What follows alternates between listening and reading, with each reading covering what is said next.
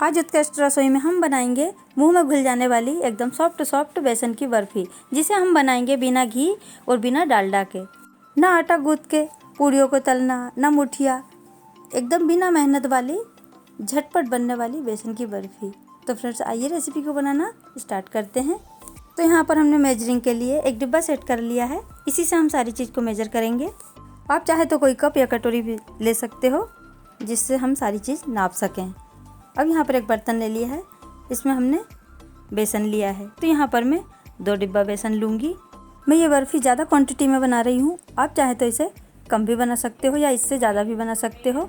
बेसन यहाँ पर हमने दरदरा लिया है। अगर आपका बेसन बारीक हो तो आप इसमें सूजी रवा भी डाल सकते हो। सूजी रवा हमें 1 किलो बेसन में 100 ग्राम डालना है, इससे ज़्यादा नहीं।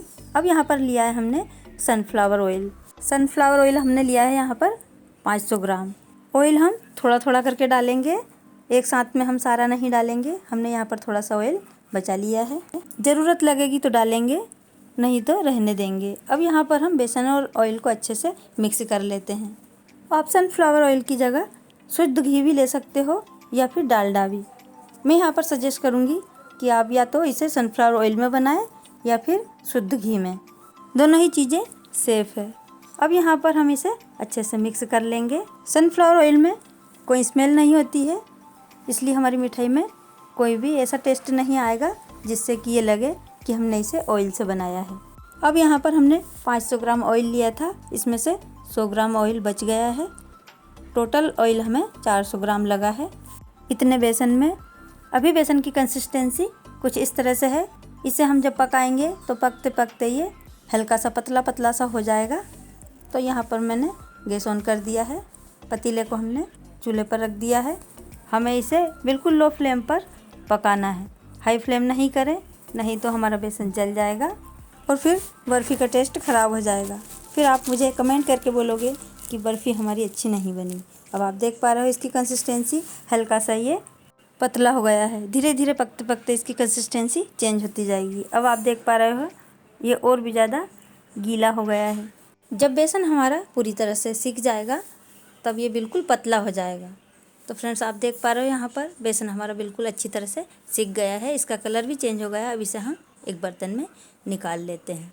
हमारे बेसन का कलर हल्का सा रेड कलर में आ गया है, आप देख पा रहे हो। बस इतने ही कलर में हमें इसे सेकना है, इससे ज़्यादा नहीं सेकना है, नहीं तो जला जला स्वाद आएगा, और ना ही इससे कम सेकना है, नहीं तो फिर ये कच्चा कच्चा लगेगा और बर्फ़ी हमारी उतनी अच्छी नहीं बन पाएगी। तो अब यहाँ पर हम बेसन को एक दूसरे बर्तन में निकाल लेते हैं। तो फ्रेंड्स वीडियो को पूरा देखें, स्किप ना करें।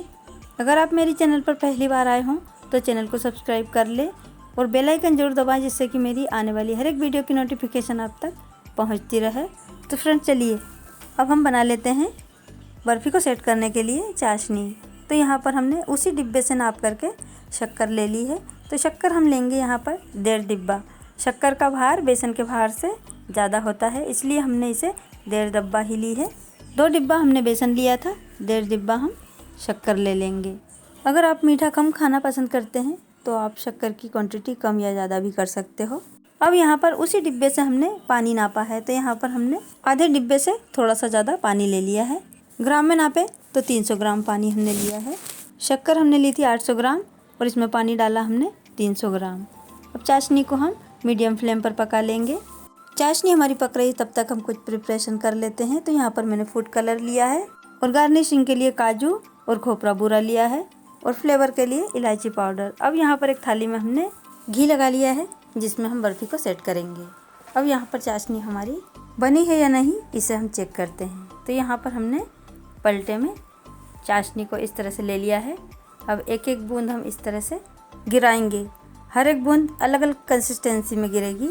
आप देख पा रहे हो इस तरह से इसमें तार बन रहा है। ये लास्ट तार रहेगा, वो इस तरह से बनना चाहिए कि उसका कलर हल्का सा सफ़ेद दिखने लगे। इससे हमें पता चल जाएगा कि हमारी चाशनी परफेक्ट बन गई है। अब यहाँ पर हमने डाल दिया है 2 pinch yellow food colour. Food colour डालना ऑप्शनल है, आप चाहे तो डालें, नहीं तो स्किप कर दें। अब यहाँ पर हमने लिया है 200 ग्राम मावा। मावे से हमारी बर्फ़ी में बहुत ही अच्छा टेस्ट आएगा। अब यहाँ पर फ्लेवर के लिए हम डालेंगे इलायची पाउडर। तो हमने 8-10 इलायची को कूट करके पाउडर बना लिया है। अब चेक करते हैं हम चाशनी को। तो यहाँ पर इस तरह से हम चाशनी लेंगे और इस तरह से तार बनना चाहिए।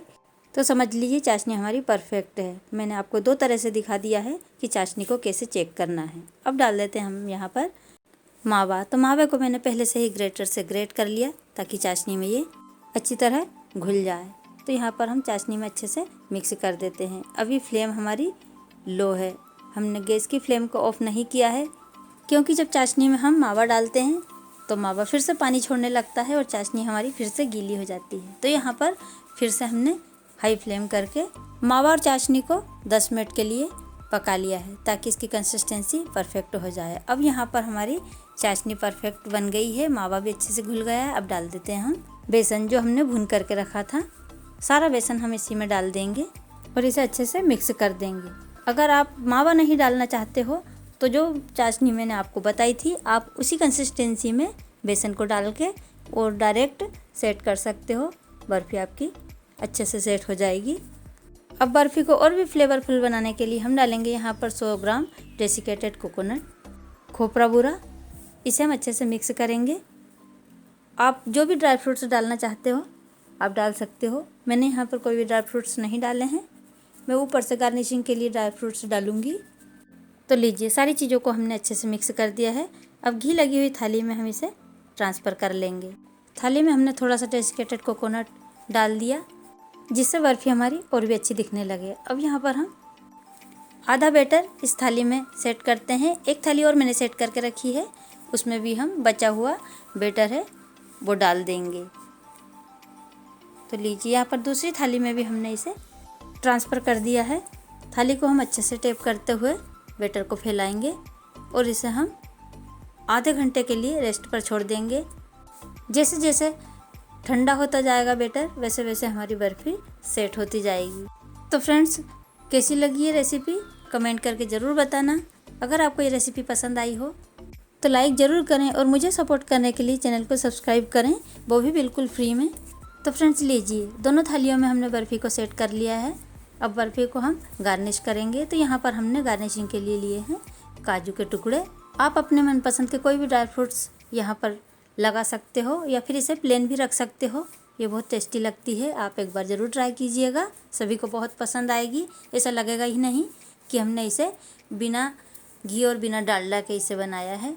अब यहाँ पर थाली को हम अच्छे से टेप कर देते हैं ताकि ड्राई फ्रूट्स हमारे अच्छे से सेट हो जाए। दूसरी थाली में हमने डेसिकेटेड कोकोनट स्प्रेड किया है। अब बर्फ़ी को रखे हुए 1 घंटा हो गया है। अब हम चेक कर लेते हैं बर्फ़ी सेट हुई या नहीं। आप देख पा रहे हो बर्फ़ी अच्छे से सेट हो गई है। अब इसे हम मनचाहे आकार में काट लेते हैं। तो हम यहाँ पर एक शार्प नाइफ लेंगे जिससे कि बर्फ़ी अच्छे से कट जाए। मैं यहाँ पर चौकोर शेप में बर्फ़ी को काटूँगी। चौकोर शेप में बर्फ़ी निकालने में आसानी हो जाती है। आपको जो भी शेप पसंद हो आप उस तरह से बर्फ़ी को कट कर लें। फ्रेंड्स बर्फ़ी हमारी बहुत ही सॉफ्ट मुलायम बन करके रेडी हुई है। काटने में भी एकदम आसानी से ये बर्फ़ी कट जा रही है। आपको मैं अभी एक बर्फ़ी तोड़ करके दिखाऊंगी कि कितनी सॉफ्ट है ये बर्फ़ी। हमारे एकदम मुंह में रखते ही ये घुल जाएगी और खाने में तो इस तरह से लगेगी कि आपने इसे बेसन नहीं मावे से बनाया है। लोग आपकी तारीफ़ करेंगे और पूछेंगे कि आपने ये बर्फ़ी कैसे बनाई है। बिल्कुल कम मेहनत में और सस्ते में हमने ये मिठाई बना करके तैयार की है। खाने में ये नहीं लगेगी कि हमने इसे सस्ती और कम मेहनत में बनाई है। बहुत ही टेस्टी मिठाई हमारी बनी है। आपको एक मैं तोड़ करके दिखा देती हूँ कि ये कितनी सॉफ्ट और मुलायम है। एकदम आसानी से ये टूट रही है। आप देख पा रहे हो इसकी कंसिस्टेंसी। कई बार जब हम बर्फ़ी बनाते हैं तो या तो बहुत ज़्यादा कड़क हो जाती है या फिर बहुत ज़्यादा गीली हो जाती है जिससे कि हमें चम्मच से खाना पड़ता है। हमारी इस बर्फ़ी में कोई भी शिकायत नहीं है। अगर शिकायत हो तो ज़रूर कमेंट करके बताएं। तो लीजिए तैयार है हमारी सॉफ्ट मुलायम टेस्टी बेसन की बर्फ़ी। तो इसे अब एक सर्विंग प्लेट में हमने सर्व कर लिया है। तो फ्रेंड्स एंजॉय कीजिए, खुश रहिए। मिलते हैं किसी और एक नई रेसिपी के साथ में। तब तक के लिए bye. Thank you for watching. Have a nice day.